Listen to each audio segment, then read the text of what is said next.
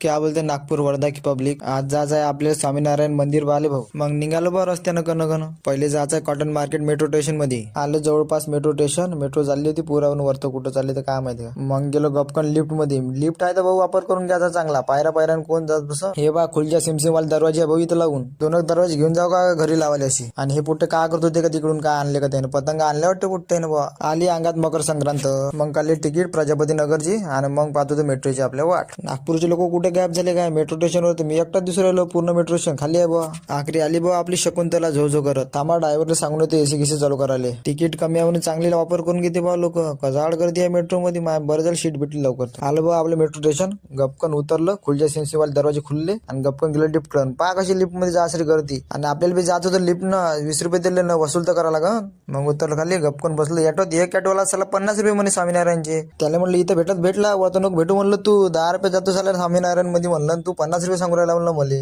असं आहे भाऊ इथं भाऊबाजी करायला लागते ना, तर काही खरं नाही आपलं. पोचला आखरी मंदिरामध्ये. पहा कसं एक नंबर मंदिरात चमचम करत आहे. चला भेटू मग पुढच्या ब्लॉग मध्ये. आणि वाजव रे सोन्या. ओय रंता जोगी, ओय रंता जोगी होय.